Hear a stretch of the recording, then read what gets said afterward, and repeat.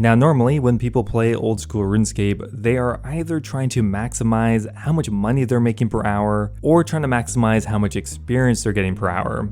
And that's how I found most people approach the game, but there's actually another way that is less common but very interesting, and what I'm talking about are pet hunters. Now to show what I'm talking about here, let's have a look at thieving. Now if I asked you what's the quickest way to level up thieving, I think most people will be able to tell me, probably pyramid plunder or something like that. What's the most profitable way to train thieving? Well, I think a lot of people would say pickpocketing elves or pickpocketing vyres or master farmers, but what's the quickest way to get the thieving pet? And I don't think that many people actually know, and I certainly didn't until a few days ago. Well, the quickest way to get the thieving pet is actually stealing from Relica fish stalls, something I've never done in my entire life, but we'll get to that in a minute. Now I want to give a huge shout out to the Petcord Discord. I'll leave a link in the description for it. There's a ton of useful information on pet hunting, leaderboards, and tons of other information. It's a great community. Go check it out if you're interested in pet hunting for sure. They also have all the up-to-date methods. Now I think most people know that pets are extremely rare. They are one of the more prestigious items to get in this game, and are extremely time consuming to earn. In Old School RuneScape currently, there are 50 pets.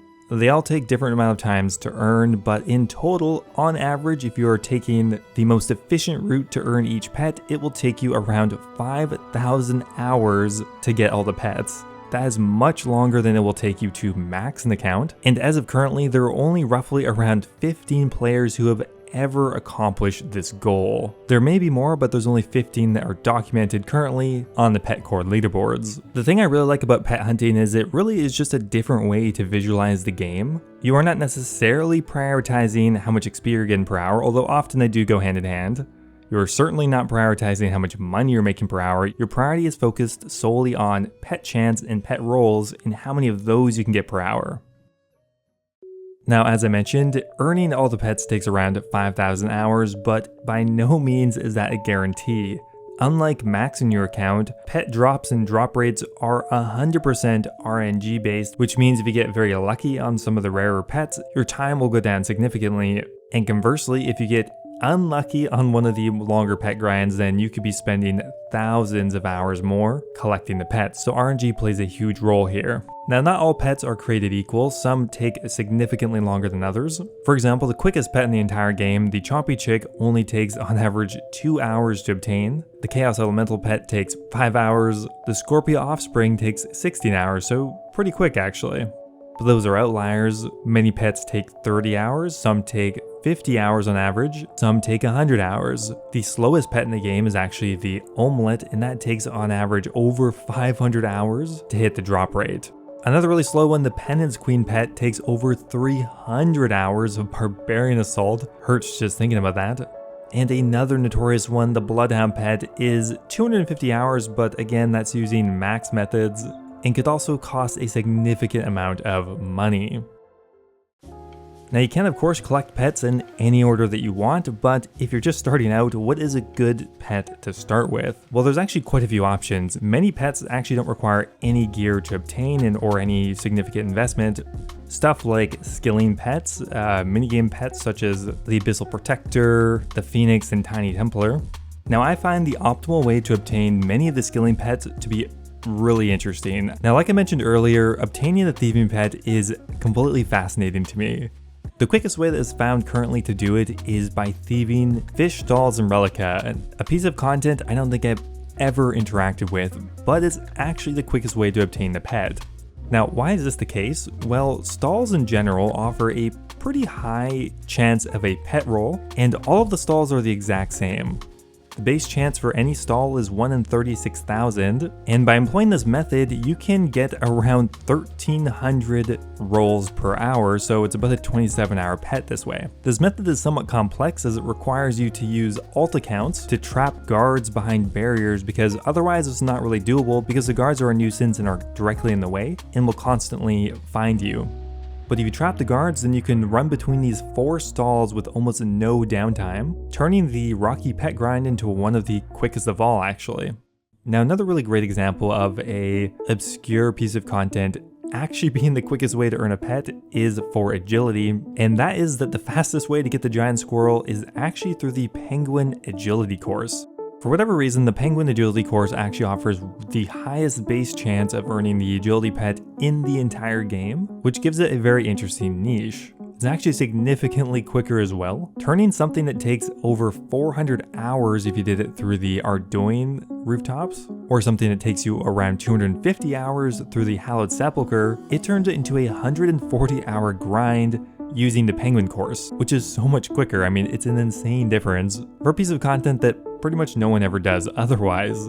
Now, another interesting one is the Rift Guardian. If you're trying to do this by yourself, the quickest solo method to get the Rift Guardian is actually crafting Mind Runes. One of the lowest level runes in the entire game. Yep, that's just the quickest way to get the Rift Guardian pet. Now, there are quicker ways to do this, of course, if you have access to alt accounts or paid runners. Currently, the quickest way to do this is through lava runes with 4 runners. On average, it will take you around 80 hours to get the pet this way, but it's going to cost you about 30 mil per hour just for the hired runners, so very pricey. Now, another one that varies quite a bit from the conventional methods is the rock golem, or the mining pet. The quickest way to get the mining pet is actually gem rock mining, specifically for tick gem rock mining. Not a particularly popular piece of content, but it does make it a 150-hour pet, which is significantly quicker than the next quickest method, which is volcanic mine at 240 hours. Now, a few other notably interesting methods for getting pets involve Winter Tot, where you can actually hop between different Winter Tot worlds, finish up enough of the game to get a pet roll, and then hop onto another world. This does require the worlds to be in decent timing, and that's not always going to be the case. Or another interesting one, you have Temporos, which involves the Firefighter method, and essentially it takes advantage of the flame mechanic in Temporos. Normally you try to put those out quickly, but this method actually has you watching the world burn, but it is the quickest way to get the pet. Now, once you've moved on from the skilling pets that you can kind of do at any time, you're going to have to get into some PVM. Now, generally what people do is start with wilderness pets, and that's mainly because you don't need super expensive gear to kill them. Thanks to wilderness weapons, which are highly effective here, they are used for most of them. And when it comes to PVM pet hunting, the methods are different, but they don't vary as much as the skilling methods, mainly because the only way to get most of the pets is from a single boss, and the best way to get more pet rolls per hour is just to kill it quicker, which means you're always going to want to be using the highest level gear possible, because some of these are going to take hundreds of hours, and you will probably want to have the best method available. Now, the amount of pet kills you can get per hour can be greatly increased by having alt accounts or boosting. Boosting for pets is the most efficient way to do this, but it can be incredibly expensive. Now, I'm sure many of you saw on Reddit the other day that unfortunate fellow who managed to go 36,000 kills dry at the Corporal Beast.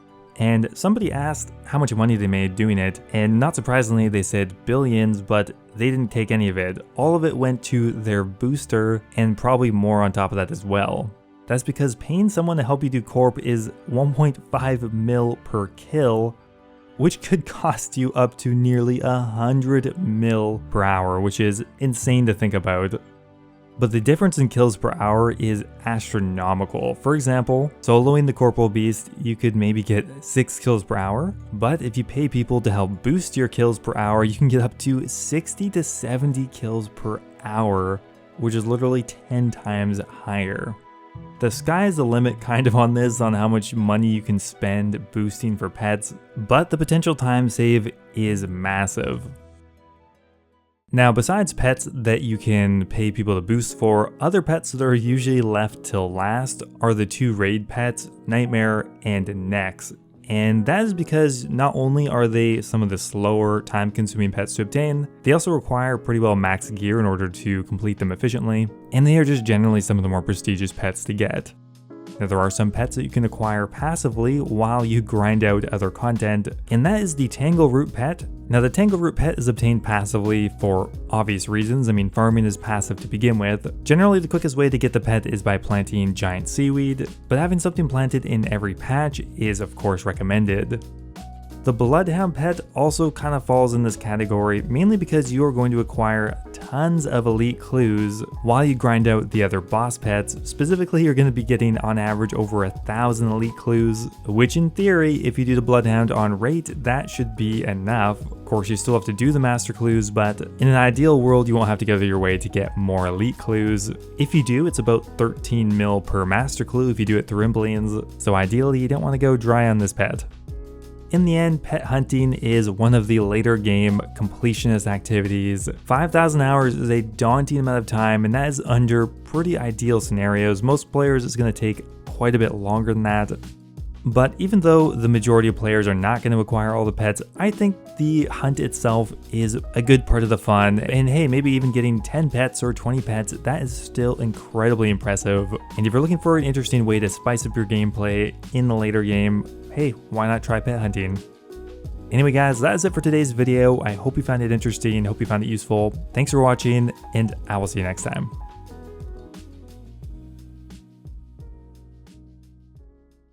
Now before I go here, I want to give a giant thank you to all of my members over on YouTube. Thank you so much to Nello, Alejandra, The Hybrid, and Kush Patel for all being subscribed to the Dragon tier. Really, I appreciate it so much. Also a giant thank you to Kaitin987, Mexose, Basetitch, MDM001, and YoYoSub89 for being subscribed to the Runite tier. Appreciate you guys as well.